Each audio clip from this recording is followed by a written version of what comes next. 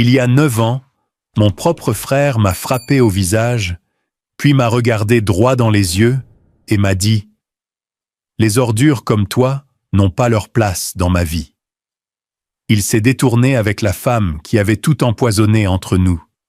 Pas d'appel, pas d'anniversaire, juste le silence. Avance rapide. J'ai travaillé dur pour m'élever à partir de rien. Je suis devenu PDG. J'ai acheté une villa en bord de mer.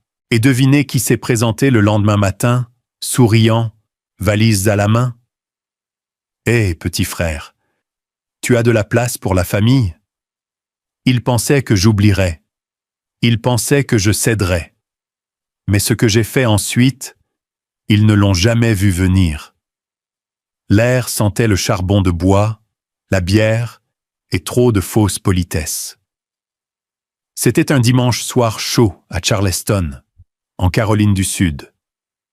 Le jardin de mon frère Caleb bourdonnait des suspects habituels, des cousins qui se retrouvent, des oncles ivres de bière légère, quelqu'un qui faisait brûler des côtes sur le grill et prétendait savoir ce qu'il faisait. Je me tenais à l'écart, un gobelet en plastique à la main, hochant la tête, souriant, faisant semblant. Je ne voulais pas être là, mais je continuais de me présenter chaque année, espérant que cette fois serait différente, qu'ils arrêteraient peut-être de me traiter comme un reste. Ma belle-sœur, Vénus, portait son habituel faux sourire. Elle flottait d'un groupe à l'autre comme une débutante du Sud devenue reine des abeilles. Tout chez elle disait « Je possède cette famille ». Et le plus triste, elle n'avait pas tort. « Cale, chérie », dit-elle trop fort, posant sa main manucurée sur mon épaule, comme si elle faisait une œuvre de charité. « Toujours entre 2 emplois, hein? Ça doit être agréable, tout ce temps libre. » Cela a touché plus fort qu'une gifle. Quelques personnes à proximité ont gloussé, doucement, nerveusement, mais assez pour que ça pique. Caleb n'a rien dit. Il a juste repris une gorgée de sa bière, les yeux fixés sur la pelouse, comme si elle lui devait quelque chose. « Je suis en freelance maintenant », ai-je répondu, gardant ma voix calme. « C'est flexible.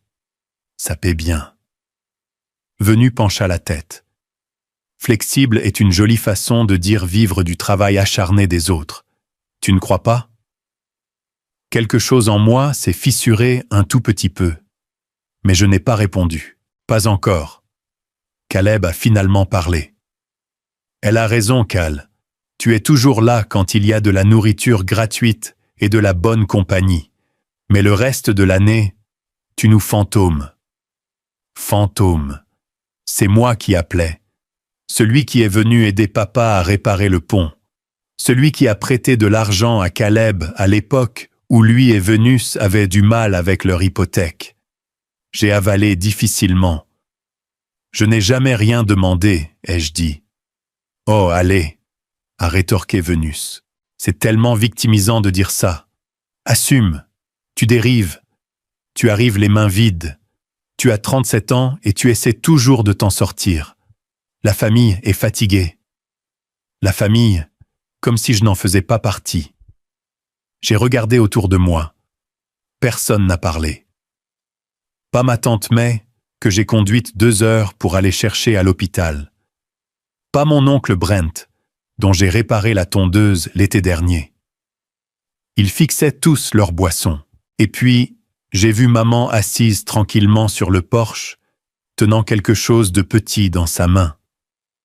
Elle a croisé mon regard, puis a détourné les yeux. Son expression était illisible, comme si elle ne voulait pas faire partie de ça, mais qu'elle n'allait pas intervenir non plus.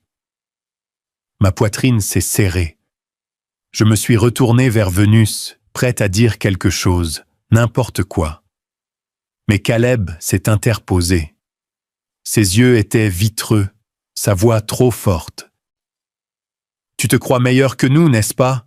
a-t-il craché, agissant toujours comme un pauvre poète. Mais tu n'es rien, Cal. Tu n'as jamais été rien. Le silence était épais. Est-ce que c'est vraiment ce que tu penses de moi? Ai-je demandé, ma voix se brisant malgré moi. Caleb s'est rapproché. Les ordures comme toi n'ont pas leur place dans ma vie. Et puis il a frappé. Son poing a frappé ma mâchoire fort et vite. Mon gobelet s'est envolé. Mes genoux ont fléchi. Je suis tombé par terre. Personne n'a bougé. Pendant une seconde, tout ce que j'ai entendu, c'est le bourdonnement des cigales et mon propre cœur battant comme un tambour de guerre. Le sang remplissait ma bouche. Je me suis relevé lentement, étourdi, et j'ai revu maman. Elle était toujours sur le porche, toujours immobile, toujours silencieuse. Mais dans sa main se trouvait l'objet que j'avais vu plus tôt, une montre de poche, celle de papa, fissurée, l'aiguille des minutes bloquée entre deux nombres. Elle s'est levée, s'est approchée de moi, et sans un mot, me l'a mise dans la paume, puis m'a tourné le dos et s'en est allée. Cela ne ressemblait pas à de l'amour. Cela ressemblait à une clôture. Je n'ai pas pleuré. Je n'ai pas riposté. Je me suis levé, tremblant, saignant, et j'ai marché non seulement hors du jardin, pas seulement hors de cette maison, mais hors de la famille. 9 ans se sont écoulés avant que je ne revoie l'un d'entre eux. Et même alors, ils ne sont venus que parce que j'avais quelque chose qu'ils voulaient, ne pas dire au revoir. Je suis allé directement à ma voiture avec du sang dans la bouche et le silence derrière moi. Personne ne m'a couru après. Cette nuit-là, j'ai dormi dans mon camion devant un CVS ouvert 24 heures sur 24, garé sous une lumière vacillante qui bourdonnait comme un mauvais souvenir. J'ai regardé par le pare-brise jusqu'au matin et la douleur froide dans ma poitrine a commencé à ressembler à quelque chose de permanent. 3 semaines plus tard, j'ai fait 2 sacs de voyage et j'ai quitté Charleston pour de bon. Houston n'était pas le plan. C'était juste le premier endroit où j'ai trouvé un loyer bon marché et une annonce Craigslist cherchant de l'aide dans un entrepôt. Je l'ai prise. J'ai dormi sur un matelas par terre dans un studio si petit que je devais déplacer la poubelle juste pour ouvrir le réfrigérateur. Personne ne me connaissait là-bas. Et c'était le but. Pendant les 2 premières années, je n'ai pas parlé de ma famille. Pas une seule fois. Pas à mes collègues, pas aux voisins qui me demandaient toujours si j'allais bien. J'ai baissé la tête, j'ai pris toutes les heures supplémentaires qu'ils pouvaient me donner et j'ai essayé de ne pas penser aux anniversaires, au Thanksgiving ou aux décorations de Noël. Mais on ne peut enterrer les choses qu'à un certain point. La 3e année, je me suis retrouvé aux urgences le jour de mon anniversaire, 34 ans. J'avais perdu connaissance à cause de la déshydratation, d'un coup de chaleur après avoir chargé des camions toute l'après-midi au soleil. Quand je suis revenu à moi, l'infirmière m'a demandé si quelqu'un venait me chercher. J'ai dit non. Je lui ai dit que j'appellerais quelqu'un, mais je ne l'ai pas fait. Je suis rentré de l'hôpital avec une prescription dans une poche et une référence pour une thérapie dans l'autre. Je n'ai jamais rempli l'une ou l'autre. Je n'étais pas encore en colère, juste creux. Ça, c'est venu plus tard. À la 5e année, le silence n'était plus seulement douloureux. Il commençait à sembler personnel. Caleb n'a jamais donné de nouvelles. Pas même après que j'ai déménagé. Pas même après que j'ai publié une fois sur Facebook que j'étais à l'hôpital. Juste un j'aime de quelqu'un que je ne connaissais même pas. C'est là que j'ai écrit la lettre. Je n'ai pas écrit pour me disputer. Je n'ai pas écrit pour revenir sur cette nuit. J'ai juste dit qu'il me manquait. J'ai dit que j'espérais que nous pourrions parler. Peut-être pas tout de suite. Peut-être pas en personne. Juste quelque chose. Je l'ai posté à son adresse à Charleston. Pas d'adresse de retour, juste son nom. Il m'a fallu 3 semaines pour obtenir une réponse. Mais ce n'était pas l'écriture de Caleb sur l'enveloppe. C'était Vénus. À l'intérieur se trouvait une lettre tapée, froide, précise, clinique. Elle commençait par « Cal, ton incapacité à assumer la responsabilité de la douleur que tu as causée à cette famille est épuisante. » Elle parlait de mon schéma de victimisation, comment je drainais les gens émotionnellement, comment Caleb avait refait sa vie. Il y avait une phrase dont je me souviens mot pour mot. « Tu n'as jamais été coupé des ponts. Tu ne pouvais tout simplement pas supporter les conséquences de ta propre égoïsme. » Je l'ai lu 2 fois, puis une 3e fois. En bas, aucune signature de Caleb, juste la sienne. Elle l'avait interceptée. Il n'avait jamais vu ma lettre. C'est à ce moment-là que j'ai réalisé que je pouvais hurler dans le vide pour toujours. Personne ne viendrait me sortir de là. J'ai regardé cette lettre pendant des heures, la façon dont elle formulait tout comme si j'étais un parasite qui avait finalement été retiré. J'ai essayé de me dire que peut-être elle le protégeait, que peut-être il ne s'en souciait vraiment pas assez pour demander. Mais au fond, je savais. Cette nuit-là, je me suis tenu sur le balcon de mon appartement, au 5e étage, face à un parking de supermarché, et j'ai déchiré la lettre en morceaux. Je les ai laissés se disperser dans le vent comme s'ils n'avaient jamais été écrits. Puis je suis retourné à l'intérieur, j'ai ouvert mon ordinateur portable et j'ai commencé à chercher des cours du soir. Comptabilité, commerce. Je ne savais pas ce que j'allais faire, mais je savais une chose. J'en avais fini d'être celui qui attendait la permission de guérir. Il voulait le silence. Il l'aurait, mais pas de la manière dont il pensait. Parce que le silence ne signifie pas toujours la paix. Parfois, cela signifie la permission. La permission de construire quelque chose sans eux. La permission de grandir sans leur bénédiction. La permission de prendre chaque once de cette douleur et de la transformer en carburant. Alors, j'ai arrêté de poser des questions, j'ai arrêté d'attendre, et j'ai décidé que si j'allais être seul, j'allais au moins être puissant. Je ne l'ai pas annoncé, vous savez. Je n'ai pas posté de citation sur les réseaux sociaux, ni acheté un journal avec le mot « hustle » dessus. Je me suis juste mis au travail. Le lendemain de la déchirure de la lettre de Vénus, j'ai ouvert un vieil ordinateur portable que quelqu'un m'avait donné pour 20 $. Il toussait plus fort que la climatisation de mon appartement, mais il s'allumait. C'était suffisant. J'ai commencé à regarder des vidéos YouTube sur le codage, JavaScript, Python, tout ce qui avait l'air assez compliqué pour effrayer la plupart des gens. Puis j'ai recommencé depuis le début, encore et encore. J'ai échoué à tous les exercices au début. Je ne pouvais pas faire à un bouton ce qu'il était censé faire. Je ne comprenais pas comment fonctionnaient les boucles. Mais la frustration, c'était mieux que le silence. Je chargeais des camions dans le parc d'expédition jusqu'à 3 heures du matin, puis je dormais quelques heures, je me levais et je retournais à l'écran. Je n'avais pas de petit ami, pas de projet de week-end, pas de distraction, juste cette voix au fond de ma tête, la sienne, disant « Tu ne bâtiras jamais rien par toi-même ». Cette voix me suivait comme une ombre. Chaque fois que je voulais abandonner, je l'entendais.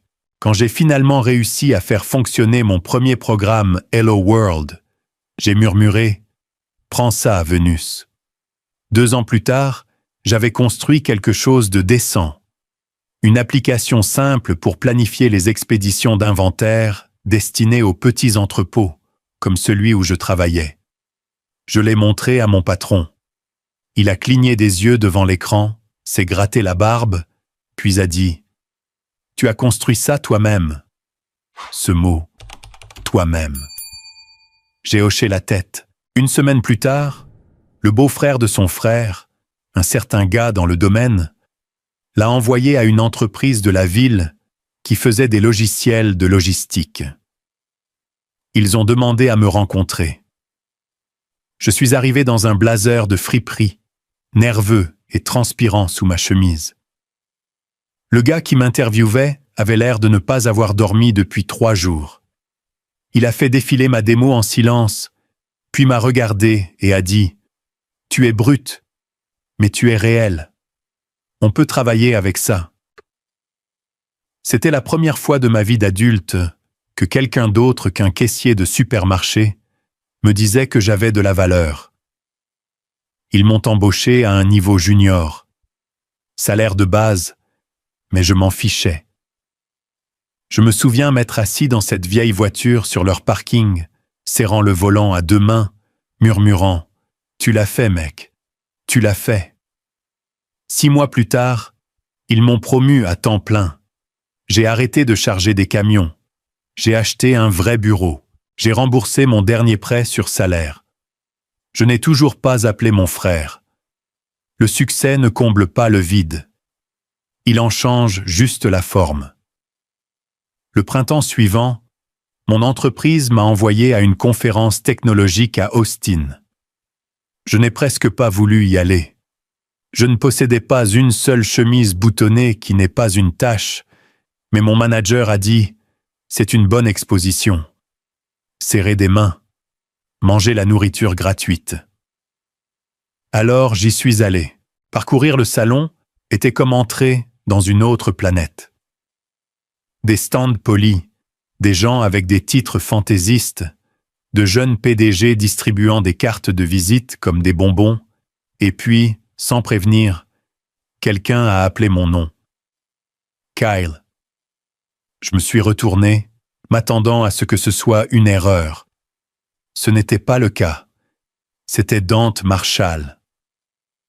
Nous étions allés ensemble au lycée. Il avait l'habitude de s'asseoir derrière moi en cours d'informatique, me demandant toujours de réparer sa connexion. Je ne l'avais pas vu depuis presque 15 ans. « Dante », ai-je dit, clignant des yeux. « Mec, regarde-toi. » Il a souri. « Regarde-toi. Je ne pensais pas te revoir dans un endroit comme celui-ci. » Nous avons fini par prendre un café à l'angle du lieu, loin du bruit. Il s'est avéré que Dante était entré dans le capital risque. Il avait cofondé quelques startups et recherchait des talents pour un nouveau projet axé sur l'IA. Nous avons parlé pendant 1 heure. Je lui ai dit un peu sur mon application, sur l'entreprise. Pas tout, juste assez. Puis il s'est penché et a dit « Tu sais, au lycée, j'ai toujours pensé que tu étais trop intelligent pour rester coincé dans cette ville. » J'ai souri, mais je n'ai rien dit. Puis il a dit « Nous construisons quelque chose. C'est à un stade précoce. Nous avons besoin de quelqu'un qui comprend le code, mais qui comprend aussi la douleur, les choses de la vraie vie, pas seulement les algorithmes. » Cela m'a fait me redresser. « Écoute, » a-t-il dit, « j'ai des gens avec des MBA qui font la queue pour ça, mais ils n'ont jamais été frappés au visage par leur propre famille, jamais dormi dans leur voiture. Toi, tu l'as fait ? Cela signifie que tu penseras différemment. Cela m'a frappé plus fort que n'importe quelle offre d'emploi n'aurait pu le faire. Pourtant, j'ai hésité. Je lui ai dit que j'y réfléchirais. Cette nuit-là, de retour à l'hôtel, je me suis assis dans le noir et j'ai pensé à tout ce que j'avais vécu. À Charleston, à Caleb, au cou, à Vénus et à sa lettre froide. Tu ne bâtiras jamais rien par toi-même. J'ai ouvert mon ordinateur portable et j'ai regardé un écran vide. Et puis j'ai commencé à écrire un plan. J'étais en appel pour présenter notre nouvelle fonctionnalité à un groupe d'investisseurs de Singapour lorsque mon assistante a frappé légèrement et m'a glissé son téléphone, juste un nom à l'écran. Chloé Jacobs podcast confirmé pour 14 heures.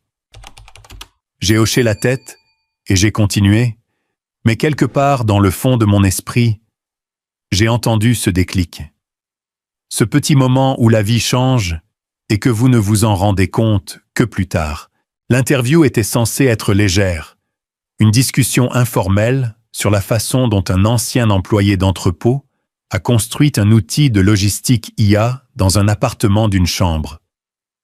Mais quelque part entre la 4e et la 5e question, elle a demandé « Souhaitez-vous que votre famille ait été plus impliquée dans votre ascension ?»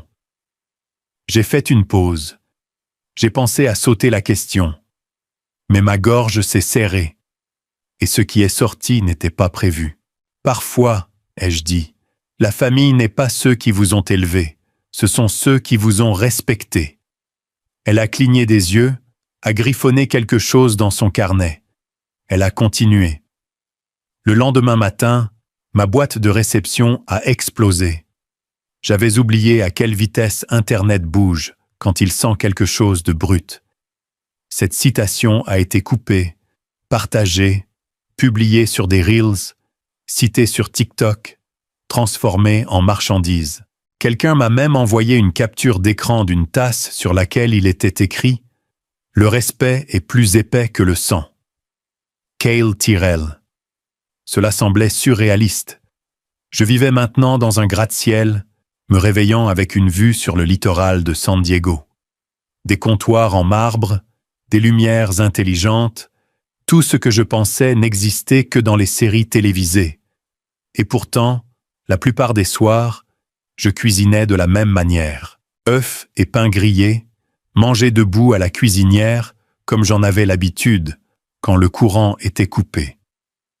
L'argent ne m'avait pas changé. Mais le silence m'avait rendu plus aiguisé. Je ne faisais pas la fête. Je n'affichais rien. Ma satisfaction venait silencieusement, en regardant les chiffres augmenter, en entendant les commentaires des clients, en voyant les employés croire en ce que j'avais construit. Et puis c'est arrivé. Un mardi soir tard, je venais de finir de revoir les mises à jour de l'équipe produit. Je me suis servi un verre d'eau. Mon téléphone a vibré une fois. Numéro inconnu. J'allais l'ignorer jusqu'à ce que je voie le message. Ton frère ne va pas très bien ces derniers temps. Pas de salutation, pas de nom, pas de contexte. Juste ça. J'ai regardé fixement, mon pouce en suspens. 9 ans. Pas un appel, pas une carte. Même pas un « comment vas-tu » et maintenant que j'ai fait défiler, rien d'autre dans le fil. J'ai vérifié le numéro. Indicatif régional hors de l'État, non enregistré. Mais je connaissais cette façon de taper, cette formulation formelle et coupée, cette chaleur froide. C'était ma mère. Je me suis assis, mon cœur ne battait pas la chamade. Il s'enfonçait comme une pierre, tombant dans de l'eau profonde. Je n'ai pas répondu. Au lieu de cela, j'ai posé le téléphone face cachée sur la table, je suis sorti sur le balcon. J'ai laissé la brise me gifler un peu le visage. Les lumières de la ville scintillaient en contrebas. Quelque part au loin, quelqu'un riait probablement, dansait, vivait sans poids. Je ne pouvais pas dire si le message était de l'inquiétude, de la culpabilité ou un appât. Et c'est ce qui me rongeait. Qu'est-ce qu'ils veulent ? Caleb mourrait-il, déprimé, fauché ? Ou avait-il simplement vu mon nom devenir tendance et avait-il décidé que c'était le moment de me ramener ? Une partie de moi voulait rire, une autre voulait hurler. Mais la plupart du temps, je restais là, laissant le silence s'étirer, jusqu'à ce qu'il soit plus fort que tout ce que j'avais jamais entendu. Parce que quand le silence se brise enfin, il ne murmure pas, il résonne. Pendant longtemps, je m'étais entraîné à oublier le petit garçon en moi qui admirait Caleb, qui écoutait attentivement ma mère, qui voulait juste qu'il soit fier. Mais à ce moment-là, j'ai réalisé quelque chose que je ne voulais pas admettre. Je le voulais toujours. Je voulais toujours savoir qu'il me voyait, pas seulement à travers un écran, pas seulement quand j'étais utile, mais en tant que fils, en tant que frère. Je me suis assis sur le bord du balcon, les coudes sur les genoux. J'ai regardé l'océan et je me suis demandé à voix haute, d'une voix que je reconnaissais à peine. Suis-je toujours l'enfant qui voulait juste qu'il m'aime? Et après avoir envoyé juste 10 mots, sans ponctuation, sans chaleur, j'ai glissé le téléphone dans le tiroir et j'ai continué ma journée comme si rien n'avait changé. Mais quelque chose avait changé. Cette nuit-là, j'ai à peine dormi. Pas par regret, juste par friction. Quelque chose d'inhabituel, comme une fenêtre laissée entr'ouverte pendant une tempête. Je me suis dit que c'était fini. Une réponse. C'est tout. Aucune porte n'a été ouverte, aucun pardon accordé. Puis 3 jours plus tard, un coup à la porte. J'étais dans la cuisine à faire du café. Tôt dans l'après-midi, le soleil projetait des lignes nettes sur le carrelage. Je ne m'attendais à personne. La plupart des gens devaient y passer la porte, bonhomme. Le code de l'ascenseur, la réception. Qui que ce soit avait de l'aide pour monter. J'ai ouvert la porte, et voilà, Caleb et Vénus, debout comme s'ils étaient chez eux. Il a souri comme si nous nous étions vus le week-end dernier.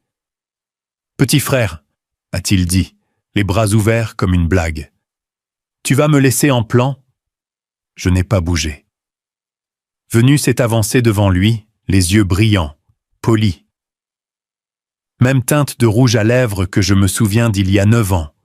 « Cale, waouh, tu as vraiment fait quelque chose de ta vie. Cet endroit est magnifique. » Je suis resté silencieux, laissant le silence s'étirer entre nous comme du fil barbelé. Ils attendaient une invitation. Je n'en ai donné aucune. Caleb, toujours le showman, a juste gloussé et est passé devant moi, comme s'il possédait l'endroit.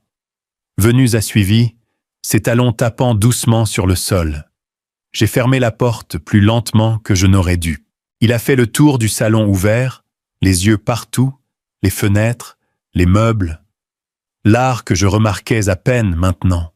« Cette vue », a-t-il dit, secouant la tête. « Mec, qui aurait cru ?» Je n'ai pas répondu.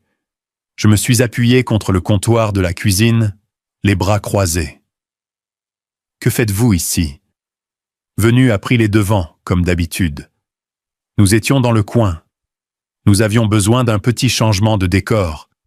Nous avons pensé qu'il était temps de passer. Ça fait bien trop longtemps. « Est-ce que ça fait ?» ai-je demandé. Caleb s'est retourné.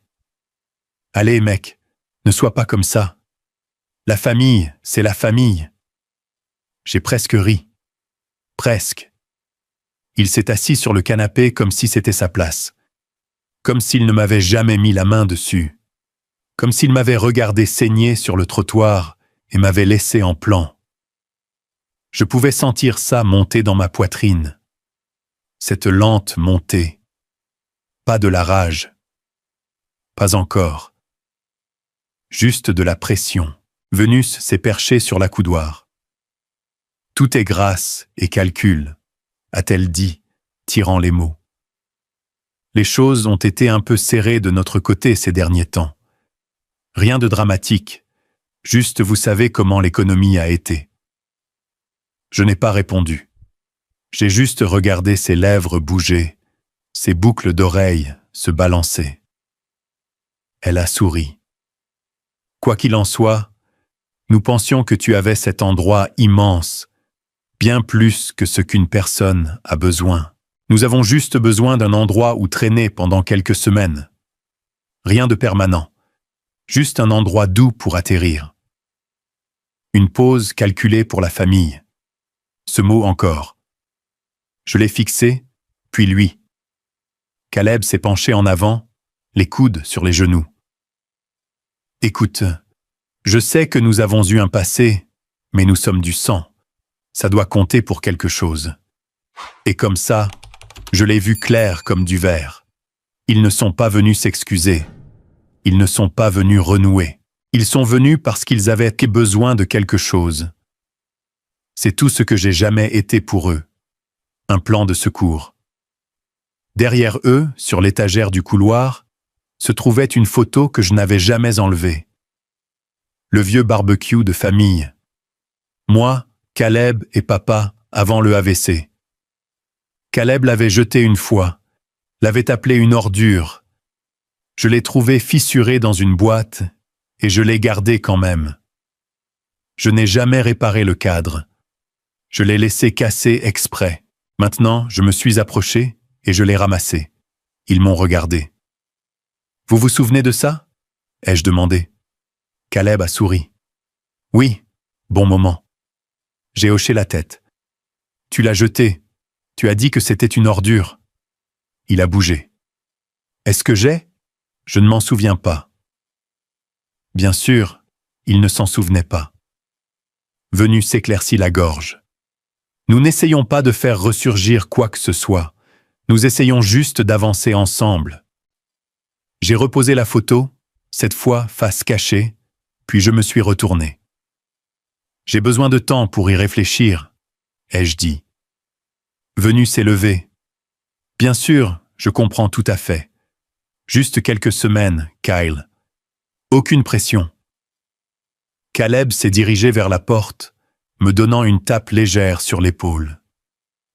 Ça fait plaisir de te voir, mec. Vraiment. Je n'ai pas bronché. Je n'ai pas hoché la tête. Je n'ai pas dit au revoir. J'ai juste fermé la porte derrière eux, les verrouillé. Je suis resté là, le dos appuyé contre le bois.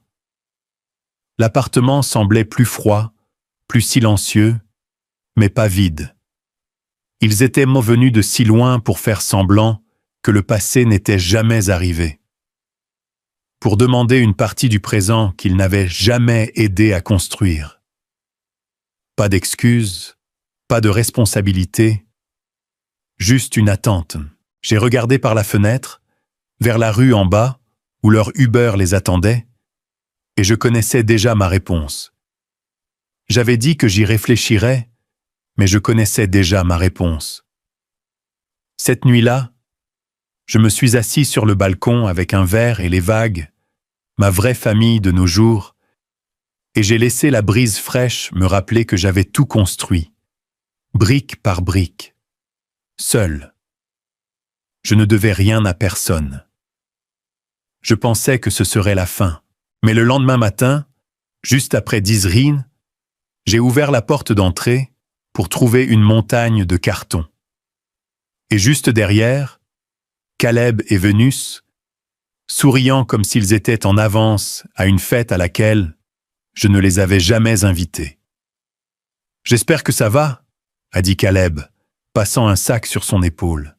« Nous avons pensé qu'il serait plus facile de nous installer. Tu as dit que tu y réfléchissais. Alors, Vénus a soulevé un appareil de taille moyenne enveloppé dans des serviettes. Où veux-tu mettre la friteuse à air ? Je n'ai pas parlé. Pas tout de suite, parce que j'avais besoin que le silence retienne ce qui montait en moi. Mais ils ont pris ce silence pour une permission, comme ils l'avaient toujours fait.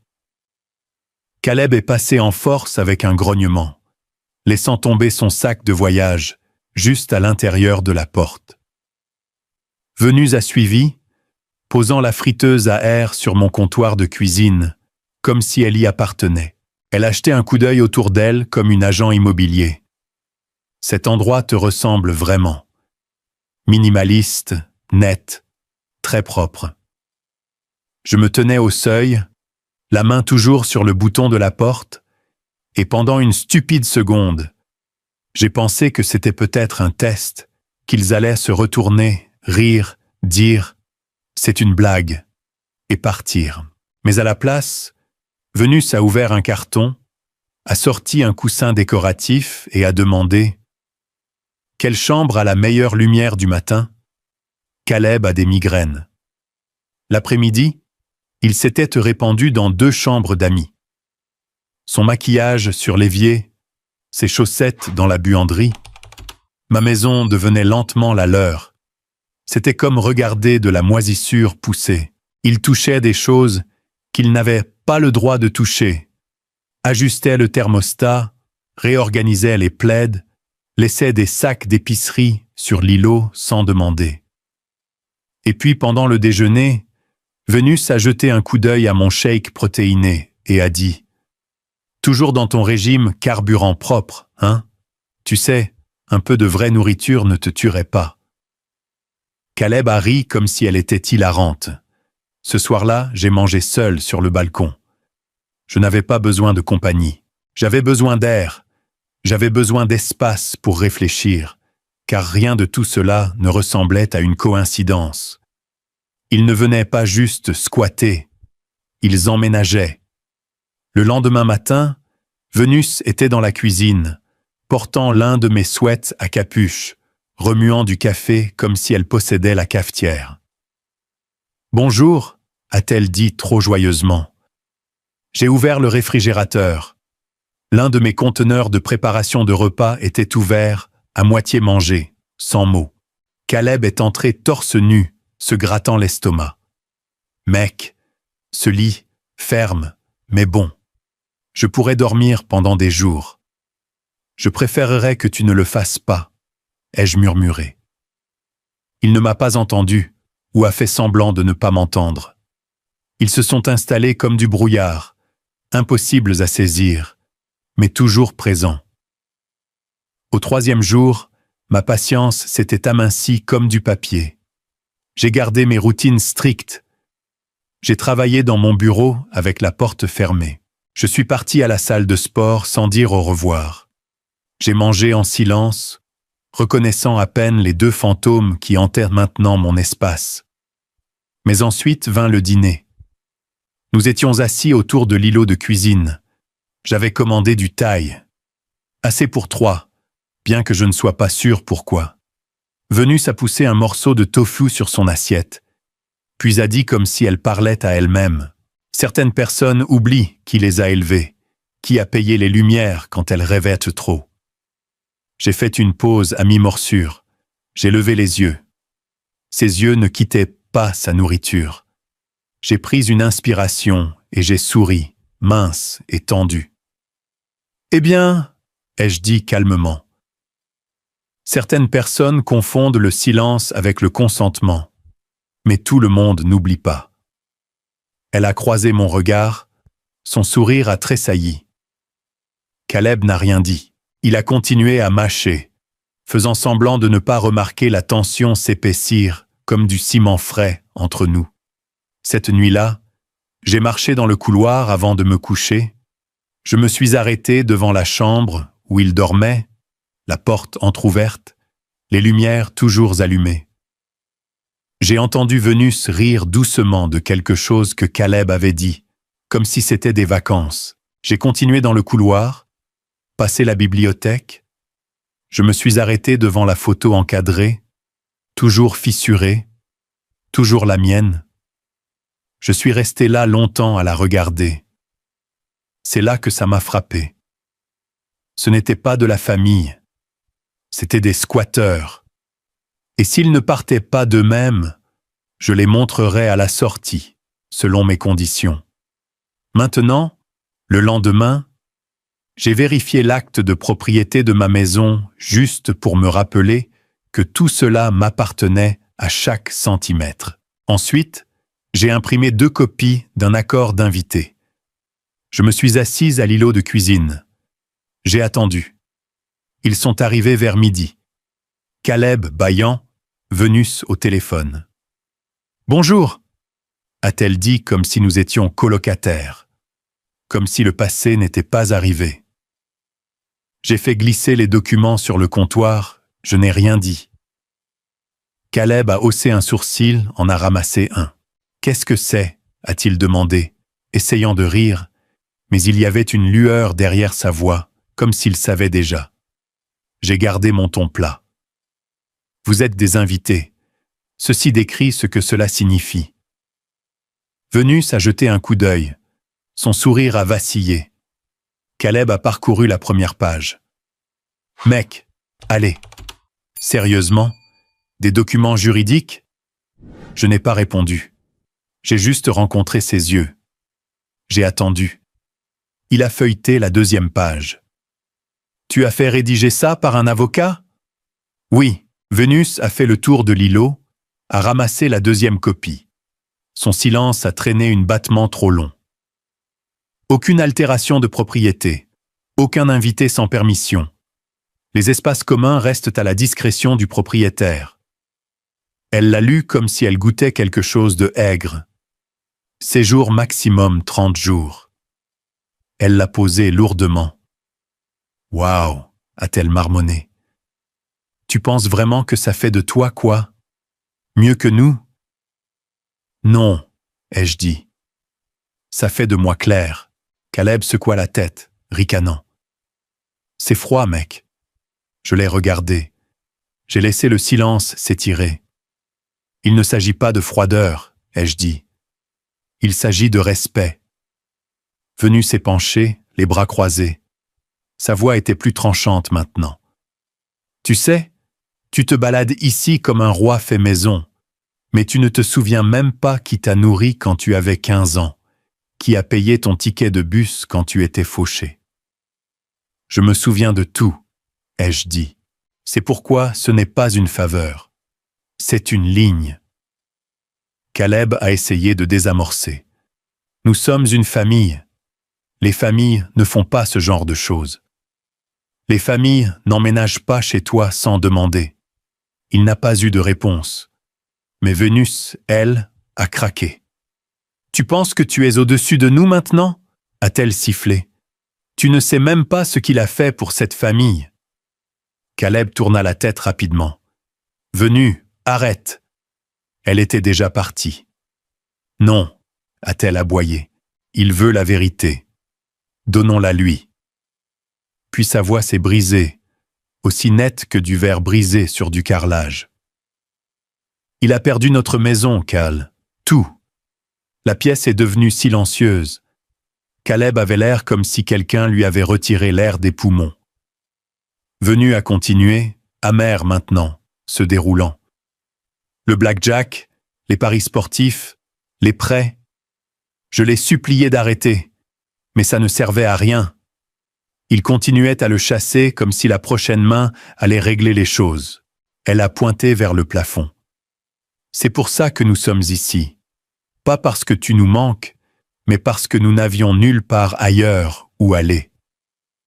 Caleb n'a pas nié. Il est resté là à regarder. Je me suis assis en arrière dans ma chaise.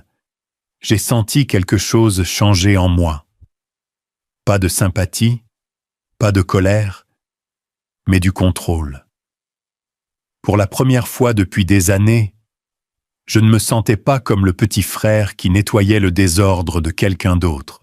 Je me sentais solide, ancré. Vénus s'essuya les yeux. Elle ne pleurait pas. Pas vraiment, juste acculée. « Tu veux que nous signions ton précieux petit papier ?» a-t-elle claqué. « Fine !» Elle a attrapé un stylo sur le comptoir, a écrit son nom en bas, puis l'a poussé vers Caleb. Il a hésité, mais il a signé, non pas parce qu'il le voulait, mais parce qu'il n'avait pas le choix.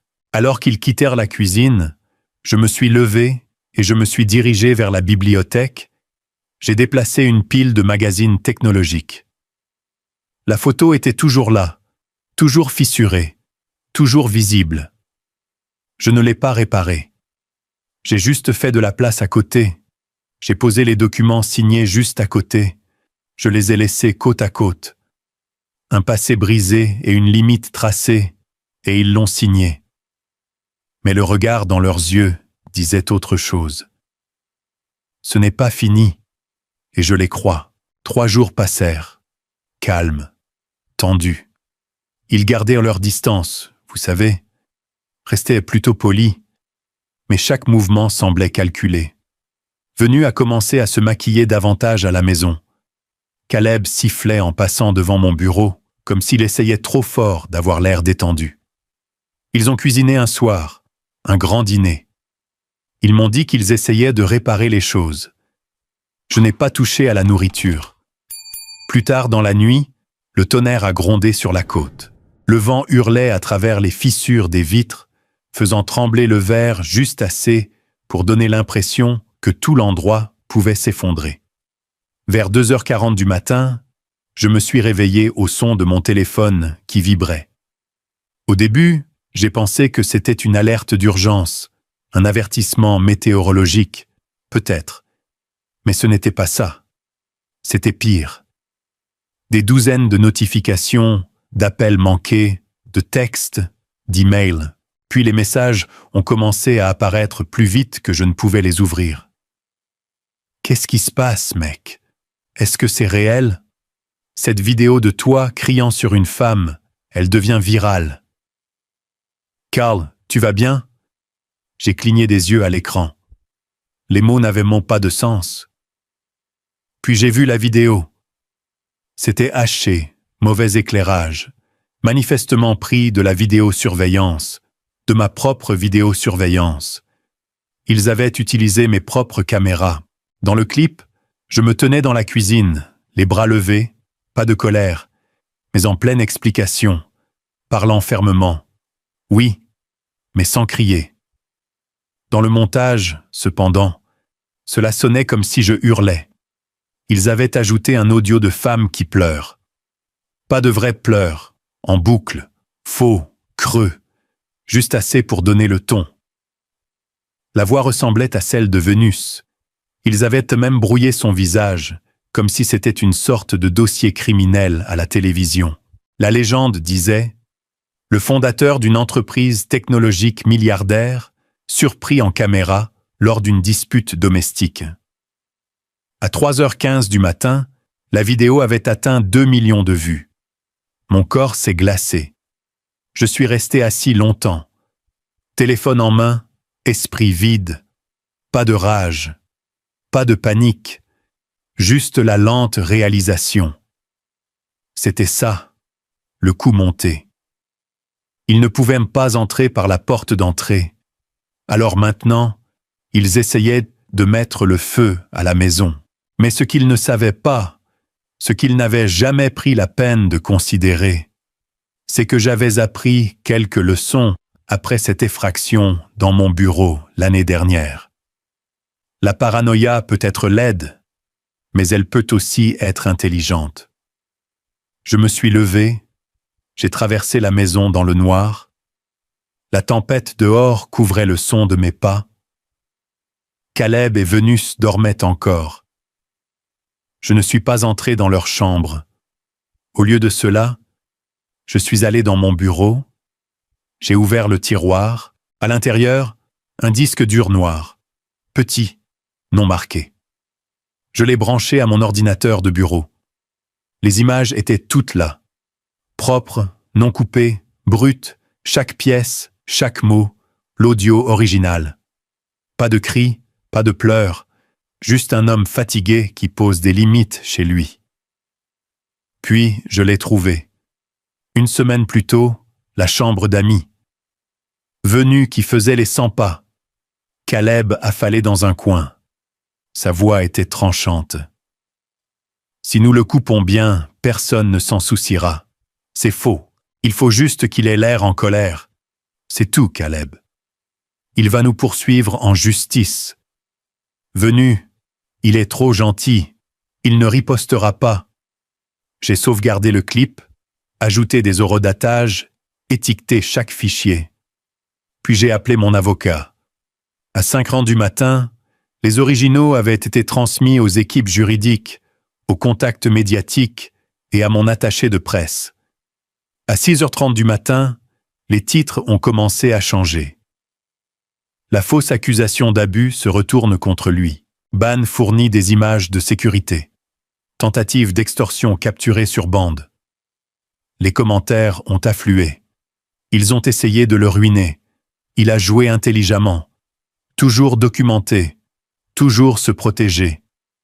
Respect aux silencieux qui ne bronchent trop pas. À 9h du matin, Caleb et Vénus n'étaient toujours pas sortis de leur chambre. Je n'ai pas frappé. Je me suis assis dans le salon à la place, café à la main, regardant le surf marteler le rivage. Mon téléphone a vibré à nouveau. C'était un texte. Numéro inconnu, mais je savais qui c'était. Juste une ligne. Nous ne voulions pas que cela aille aussi loin. Je n'ai pas répondu. Il y a une différence entre faire une erreur et faire couler le sang intentionnellement. Et quand quelqu'un essaie de tout vous prendre, votre travail, votre réputation, votre dignité, il n'y a pas de retour en arrière aux excuses à la table du petit déjeuner. Je me suis levé, j'ai traversé le couloir, je suis passé devant le cadre photo à nouveau, toujours fissuré, toujours là, laissé délibérément, comme une cicatrice qui n'a pas besoin d'être couverte, juste reconnue. Je l'ai laissé intacte. Et comme ça, leur silence était plus fort que n'importe quelle excuse. Et après que la poussière soit retombée, ce n'était pas le bruit qui remplissait la maison. C'était quelque chose de bien plus lourd. Le silence, pas celui qui fait mal, pas le silence de l'attente. C'était différent. C'était fini. Caleb et Vénus n'ont pas dit au revoir. Pas de mots, pas d'appel téléphonique, juste partis.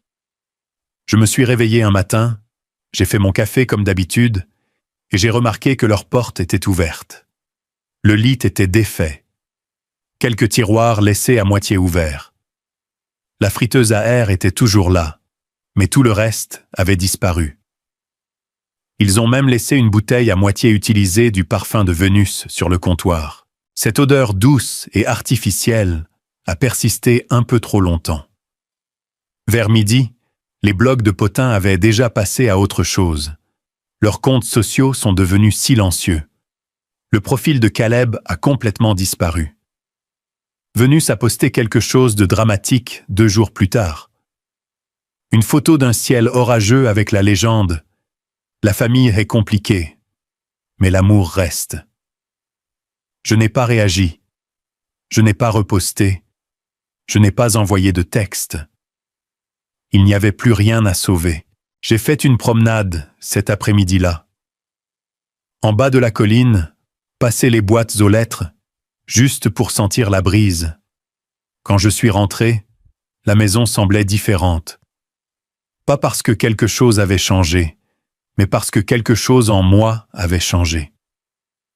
J'ai marché lentement dans le couloir, le bout des doigts effleurant le mur. La maison était toujours trop grande pour un seul homme, mais elle ne semblait plus vide, juste paisible. Dans le hall, le même cadre photo fissuré était toujours accroché où il avait toujours été. Je me suis arrêté devant. Le verre était toujours fendu, une cicatrice diagonale traversant le visage de mon jeune moi. La fissure captait la lumière juste assez pour briller. J'aurais pu la réparer il y a des mois, mais je ne l'ai pas fait, et je ne le ferai toujours pas. Elle reste. Cette nuit-là, j'ai ouvert une enveloppe qui était restée sur mon bureau pendant des semaines. Je l'avais évitée, j'avais continué à la repousser. C'était la confirmation que la subvention que j'avais soumise au nom de maman avait été approuvée. 1000 $ à un programme d'alphabétisation locale pour les mères célibataires essayant d'obtenir leur GED. Cela lui aurait plu. Elle disait « Ne fais pas que faire pousser l'argent, fais pousser quelque chose qui fait pousser les gens. » Je suis resté là un moment.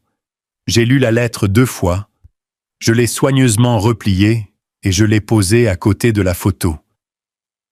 Plus tard, cette semaine-là, j'ai organisé un dîner. Juste une petite chose, rien de chic. 6 personnes autour de ma table à manger se passaient des légumes rôtis, versaient du vin, riaient trop fort. Il y avait Marc, le stagiaire que j'avais autrefois encadré et qui dirige maintenant sa propre organisation à but non lucratif. Il a raconté une histoire à mi-repas. quelque chose que j'avais longtemps oublié. Tu te souviens de la fois où j'allais démissionner? Juste après le décès de mon père, a-t-il dit, en posant sa fourchette. Je suis entré dans ton bureau en pensant que j'allais être viré. Au lieu de cela, tu m'as donné 2 semaines payées et tu m'as dit de prendre le temps de me retrouver. Je l'ai regardé. Il a souri. Ça m'a sauvé, mec. Sérieusement. La table est devenue silencieuse pendant 1 seconde. Puis quelqu'un a changé de sujet et quelque chose sur la politique ou une remake de film. Mais je n'étais plus là. J'étais quelque part plus profond. Parce qu'à ce moment-là, ça m'a frappé. C'était la famille que j'avais choisie. Pas liée par le sang, mais par la présence, par la loyauté, par le fait de se présenter. C'était suffisant. Après le dîner, les gens se sont attardés et ont refait leurs verres, se sont disputés sur de la vieille musique, ont échangé des chaises. Quand ils ont finalement filé vers minuit, je les ai raccompagnés à la porte, un par un. J'ai rangé lentement. Pas de précipitation. Puis je me suis versé un dernier verre de vin, j'ai éteint les lumières de la cuisine et je me suis tenu à la fenêtre avant. Dehors, l'océan était agité, mais pas en colère. La marée se brisait avec un rythme doux et régulier, presque comme une respiration. Je suis resté là un moment. La maison derrière moi ne ressemblait plus à une forteresse. Elle ressemblait à un endroit que j'avais gagné. Brique par brique, cicatrice par cicatrice. J'ai siroté mon vin et j'ai murmuré. Pas à personne, juste à l'air devant moi. Ils pensaient d'un pouvoir me briser, mais ils m'ont seulement aidé à construire des murs qu'ils ne franchiront plus jamais. J'ai jeté un dernier regard vers le couloir où la photo pendait de travers, le verre fissuré, le souvenir intact. Puis je me suis détourné et je suis retourné dans le silence. Certaines fins n'ont pas besoin de bruit, juste du son d'une porte qui se ferme enfin et qui reste fermée.